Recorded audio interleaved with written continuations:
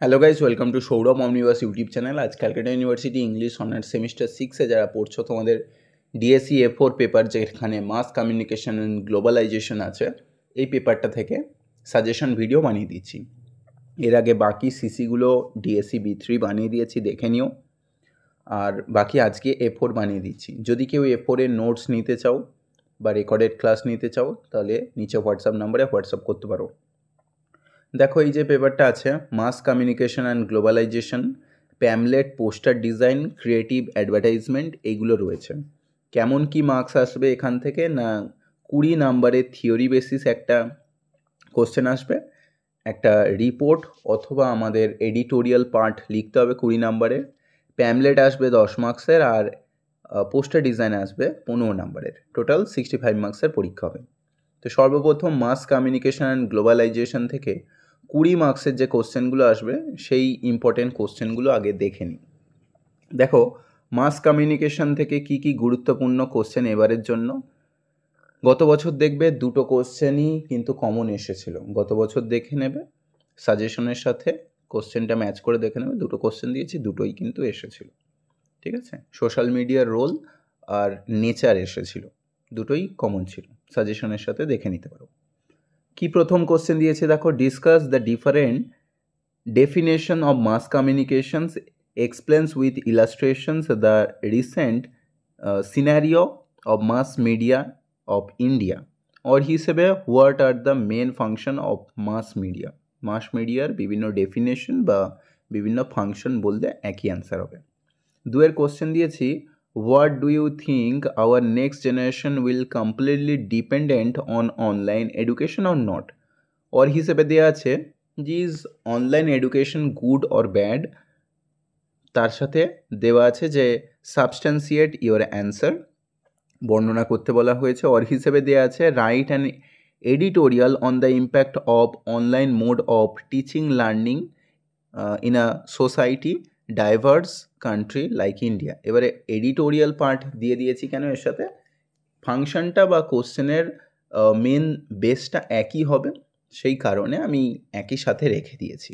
ঠিক আছে, আচ্ছা, তারপরের তিনের কোশ্চেন দিয়েছি, what are the modes of mass communication. Mass কমিউনিকেশনের বিভিন্ন মোডস আছে, যেমন social media, newspaper, TV, mobile, ঠিক আছে, তারপরে অডিও প্ল্যাটফর্মগুলো, এগুলো। ওর হিসেবে দেওয়া আছে what are the elements of mass communication slash মানে অর, কিন্তু ওর হিসেবে what are the modes of mass communication, এর সাথে আছে evaluate the strength and weakness of radio as a mode of mass communication. এটা 2021-এও এসেছিল। অর্থাৎ রেডিও মাস কমিউনিকেশনে তার যে পজিটিভ নেগেটিভ সাইডগুলো, তার গুরুত্বপূর্ণ এবং ল্যাক, এগুলো সব বর্ণনা করতে বলা হয়েছে। ওর হিসেবে evaluate the strength and weakness of audio দিতে পারে, পডকাস্ট দিতে পারে, রেডিও দিতে পারে। ঠিক আছে, একইভাবে as a mode of mass communication, or হিসেবে রেডিও ইজ ডাইং। এটা একটা বিখ্যাত লাইন, রেডিও ইজ ডাইং, কেন আজকের যুগে রেডিও আর কেউ শোনে না। সেই ক্ষেত্রে তুমি কি মনে করো, এরকমভাবেও কোশ্চেনটা ঘুরিয়ে ফিরিয়ে দিতে পারে। পরে চারের কোশ্চেনটা দিয়েছি, দেখো একটা কোটেশন আছে, for all the hype of the digital integrative multimedia era television news remains the most viewed.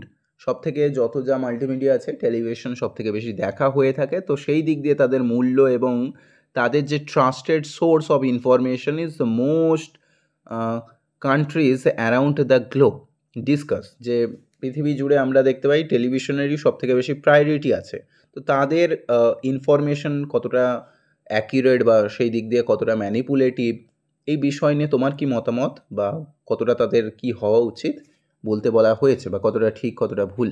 ওর হিসেবে television news discussion have turned into spectacles, মানে ঘুরিয়ে ফিরিয়ে দেখিয়ে থাকে, নিজেদের মতো ম্যানিপুলেট করে। নিশ্চয়ই জানো নিউজ এজেন্সিগুলো কীরকমভাবে কথাকে কীভাবে কোথায় নিয়ে যায়, যা হয় না তার থেকে বেশি বাড়িয়ে চাড়িয়ে বলে থাকে।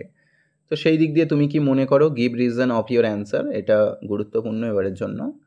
পরের কোশ্চেন দিয়েছি, দেখো discuss the importance of newspaper as a mass communication medium, or হিসেবে comment on the challenges being faced by the print media. এটা কিন্তু গুরুত্বপূর্ণ, প্রিভিয়াস ইয়ারেও এসেছিল। প্রিন্ট মিডিয়ার বা নিউজ পেপারের অবস্ট্যাকলসগুলো বলতে বলা হয়েছে, কেন আজকের যুগে কেউ আর পড়তে চায় না, কেউ নিউজ পেপার পড়ে না, ইউটিউবে ভিডিও দেখে নিল, সেই ক্ষেত্রে অবস্ট্যাকলস অনেক কিছুই আছে।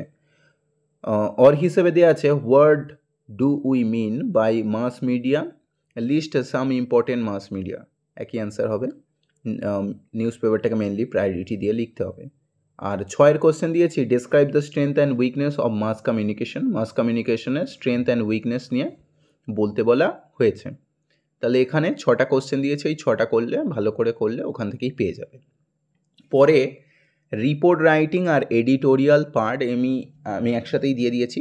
রিপোর্ট রাইটিং আর এডিটোরিয়াল তোমাদের লিখতে হবে, এডিটোরিয়াল পার্ট থাকে আর দেখবে রিপোর্ট রাইটিংও থাকে, তো একসাথে দিয়ে দিয়েছি, কেননা কোনো টপিক এতেও দিতে পারে ওতেও দিতে পারে, যার কারণে আমি একসাথেই মেনলি রেখেছি। এবার এডিটোরিয়াল পার্টে বেসিক্যালি অ্যাওয়ারনেস ওরিয়েন্টেড দিয়ে থাকে, আর রিপোর্টের ক্ষেত্রে কোনো ডিজাস্টার বা কোনো ইনসিডেন্ট বেসিস এরকম দিয়ে থাকে। একসাথে করে রাখলে মোটামুটি একই টাইপের লেখা হবে বলে একসাথেই আমি রেখেছি। আচ্ছা, কী কী দিয়েছি দেখো। সর্বপ্রথম গ্লোবাল ওয়ার্মিং, প্রিভিয়াস ইয়ারেও এসেছিলো, ওর হিসেবে climate change and its global impact, খুব গুরুত্বপূর্ণ।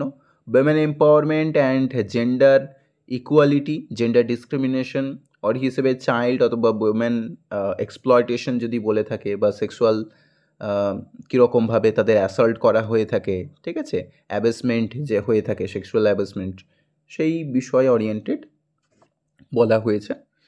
তারপরে 3 কোশ্চেনটা এআই দিয়েছি, rise of artificial intelligence or digital India, এরকমভাবেও দিতে পারে। এআই কীরকমভাবে জব সাবস্টিটিউট হিসেবে কাজ করছে সেই কোশ্চেনও দিতে পারে, ঠিক আছে, দিতেই পারে এরকমভাবে। Can AI be substitute of human being, এরকমভাবে কোশ্চেন দিয়ে সাবস্টেন্সিয়েট করে অ্যান্সার এরকমও দিয়ে দিতে পারে। আচ্ছা, তারপরে role of media in a democracy, ডেমোক্রেসিতে মিডিয়াকে আমরা জানি 4th পিলার বলা হয়ে থাকে, সেই ক্ষেত্রে তারা কতটা রোল লিড করে থাকে। পরে মেন্টাল হেলথ অ্যাওয়ারনেস, পোস্ট প্যান্ডামিকের পরবর্তীকালে মেন্টাল হেলথ কীরকম কী ইম্প্যাক্ট ফেলেছে মানুষের বলতে বলা হয়েছে। তারপর population problem in India, unemployment crisis, or হিসেবে আনএমপ্লয়মেন্ট ক্রাইসিস অ্যান্ড তোমার গিগ ইকোনমি। গিগ ইকোনমি মানে হচ্ছে বেসিক্যালি এমন একটা ইকোনমি যেখানে বেকারত্ব বেড়ে যায় এবং বিভিন্ন ধরনের ছোট ছোট স্টার্ট আপ তৈরি হয়, যাদেরকে অল্প মূল্যে পরিশ্রম করানো হয়ে থাকে। অত্যন্ত এফোর্টদায়ক কাজ, এবং তার পরিবর্তে এফোর্ট দেওয়ার পরিবর্তেও সেই অনুপাতে নিরাপত্তা বা সঠিক স্যালারি থাকে না, যেমন সুইগি, জোম্যাটো এরা যে স্টার্ট আপ চালু করেছে এই ওরিয়েন্টেড।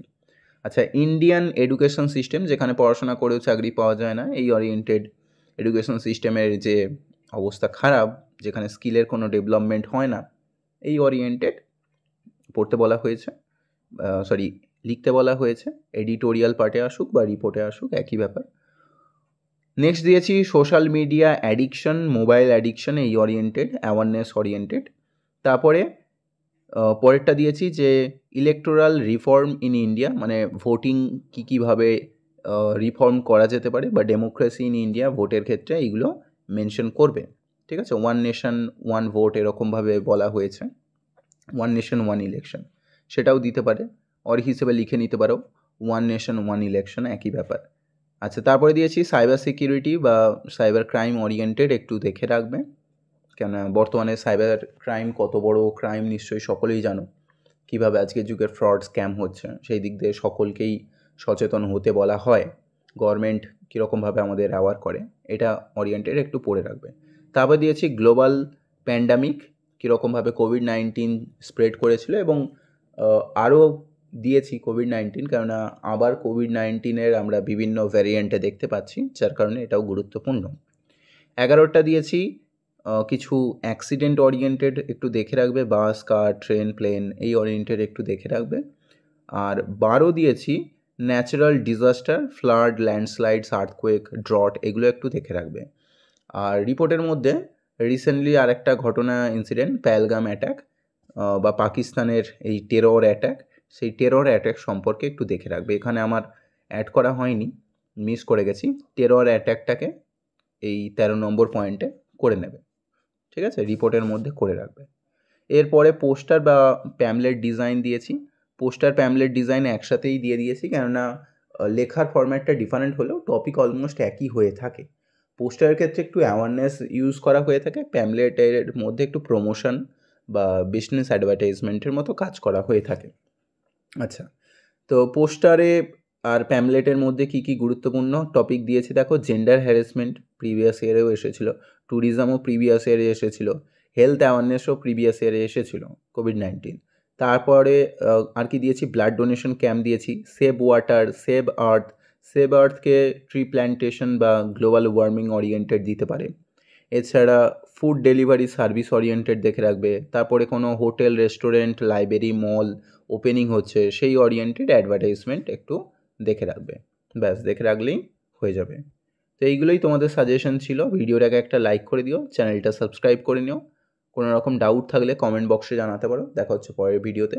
সকলে পরীক্ষা দিয়ে এসে একটা ফিডব্যাক দিও কেমন এক্সাম হলো। বাকি বেস্ট অফ লাক। বাই। টেলিগ্রামেতে জয়েন করে নিও, ওখানে শর্ট কোশ্চেনগুলো পেয়ে যাবে। বাই।